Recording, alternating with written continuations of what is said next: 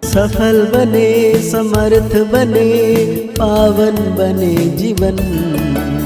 मीठी मुरली सुन के पाए सुख सघन। आज का चिंतन, आज का चिंतन। ओम शांति। Good morning. शक्तियों का भंडार सर्वशक्तिवान शिव बाबा, वरदाता भाग्य विधाता परमपिता परमात्मा आज हम बच्चों को कह रहे हैं, नाजुक बना भी देह अभिमान है। रोसना रोना यह सब आसुरी संस्कार तुम बच्चों में नहीं होना चाहिए। बाबा कहते हैं दुख सुख मान अपमान सब सहन करना है।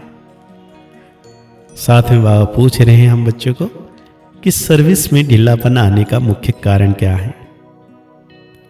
बाबा कहते हैं जब देह अभिमान के कारण एक दो की खामियां देखने लगते हैं तब सर्विस में ढीलापन आता है।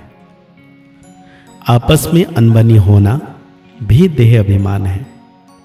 मैं फलाने के साथ नहीं चल सकता, मैं यहां नहीं कर सकता, यह सब नाजुकपना है। यह बोल मुख से निकलना माना कांटे बनना, ना फरमान बरदार बनना। बाबा कहते हैं बच्चे तुम रूहानी मिलिट्री हो, इसलिए ऑर्डर हुआ तो फौरन हाजिर होना चाहिए। कोई भी बात में आनाकानी मत करो। तो आज बाप दादा मीठे बाबा हम बच्चों को कह रहे हैं रूहानी बाप बैठ रूहानी बच्चों को समझाते हैं। बच्चों को पहले पहले यह शिक्षा मिलती है कि अपने को आत्मा निश्चय करो, देह अभिमान छोड़ो, देही अभिमानी बनना है। हम आत्मा हैं, देही अभिमानी बने तब ही बाप को याद कर सके। वो है अज्ञान काल, यह है ज्ञान काल। ज्ञान तो एक ही बाप देते हैं जो सर्व की सद्गति करते हैं, और वो है निराकार, अर्थात उनका कोई मनुष्य आकार नहीं है। जिसको मनुष्य का आकार है उनको भगवान नहीं कह सकते। अब आत्माएं तो सब निराकारी ही हैं, परंतु देह अभिमान में आने से अपने को आत्मा भूल गए हैं। अब बाप कहते हैं तुमको वापस जाना है, अपने को आत्मा समझो, आत्मा समझ बात को याद करो, तब जन्म जन्मांतर के पाप भस्म हो। और कोई उपाय नहीं है। आत्मा ही पतित, आत्मा ही पावन बनती है। बाप ने समझाया है पावन आत्माएं हैं सतयुग त्रेता में, पतित आत्मा फिर रावण राज्य में बनती है। सीढ़ी में भी समझाया है जो पावन थे वो पतित बने हैं। 5000 वर्ष पहले तुम सब आत्माएं शांति धाम में पावन थी, उसको कहा यही जाता है निर्वाण धाम। फिर कलयुग में पतित बनते हैं, तब चिल्लाते हैं है पतित पावन आओ। बाबा समझाते हैं बच्चे मैं जो तुमको ज्ञान दे रहा हूं पतित से पावन होने का, वो सिर्फ मैं ही देता हूं, जो फिर प्रायलोप हो जाता है। बाप को ही आकर सुनाना पड़ता है।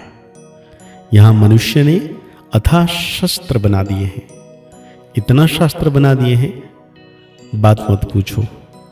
सतयुग में कोई शास्त्र होता ही नहीं है, वहां भक्ति मार्ग निंचक भी नहीं। बाबा कहते हैं तुम बाप के मददगार बनते हो, और तुम बाप के मददगार सबको पैगाम देने। अब समझो कहां बड़ा म्यूजियम खोलते हो। कहते हैं 10 माइल दूर। सर्विस पर तो जाना पड़े ना, खर्च का ख्याल थोड़ी करना है।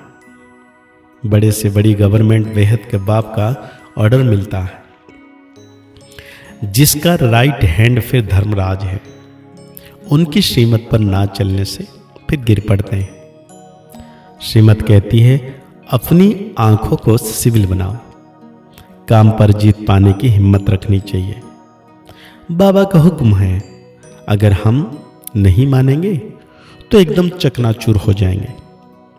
21 जन्म की राजाई रोल रेला पड़ जाएगा। बाप कहते हैं मुझ बच्चे के बिगड़ तो कभी कोई जान ना सके।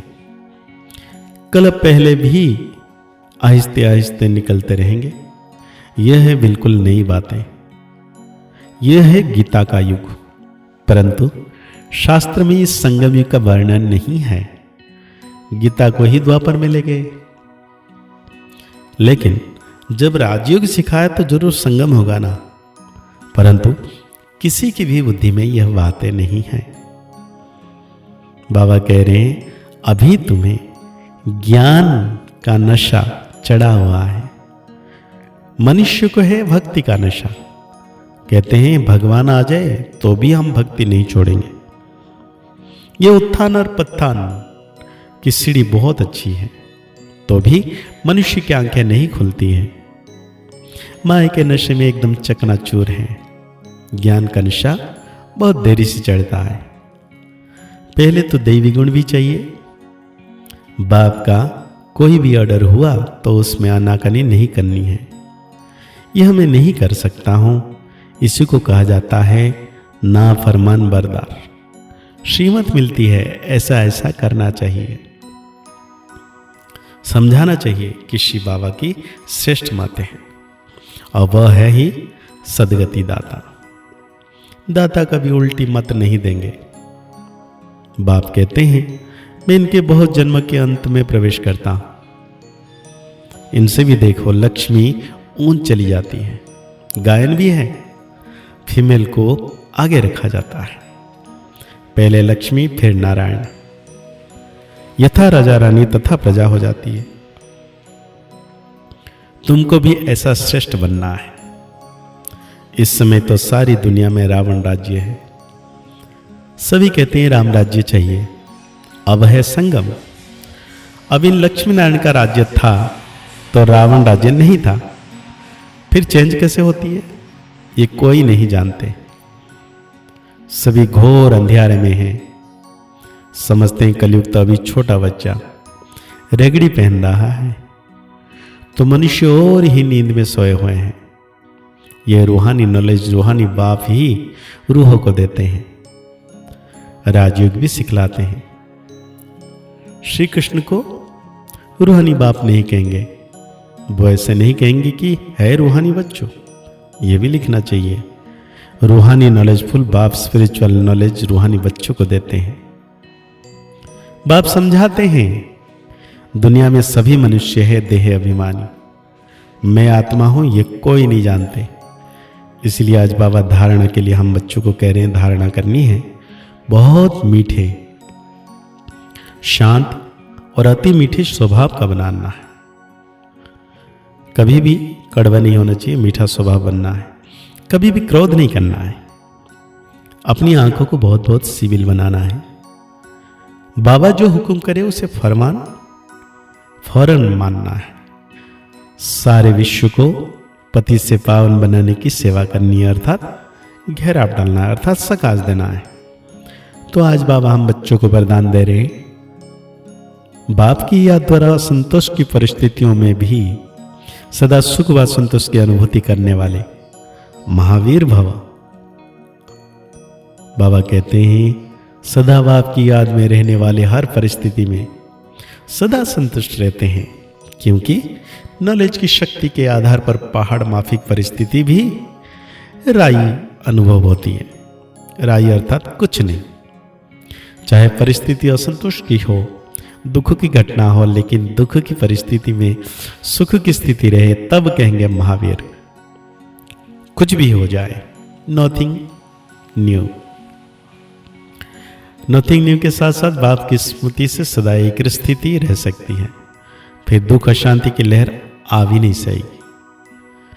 तो आज बाबा स्लोगन दे रहे हम बच्चों को, अपना दैवी स्वरूप सदा स्मृति में रहे तो कोई भी व्यर्थ नजर नहीं आ सकती। अव्यक्त इशारे में बाबा कह रहे हैं जैसे साइंस की शक्ति का प्रयोग लाइट के आधार पर होता है। अगर कंप्यूटर भी चलता है तो कंप्यूटर माइट है, लेकिन आधार लाइट है। ऐसे आपके साइलेंस की शक्ति का आधार लाइट है। जब वह प्रकृति की लाइट अनेक प्रकार के प्रयोग प्रैक्टिकल में करके दिखाती है, तो आपकी अविनाशी परमात्मा लाइट, आत्मिक लाइट और साथ साथ प्रैक्टिकल स्थिति का लाइट, तो इससे क्या होगा? तो इससे क्या नहीं प्रयोग हो सकता है, सब कुछ हो सकता है। तो आज के मुरली के अनुसार हम सो मान लेंगे, मैं महावीर आत्मा हूं।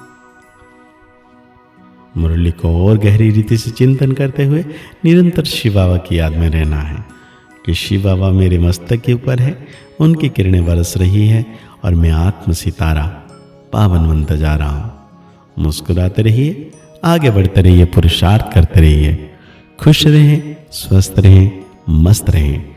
ओम शांति, ओम शांति, ओम शांति।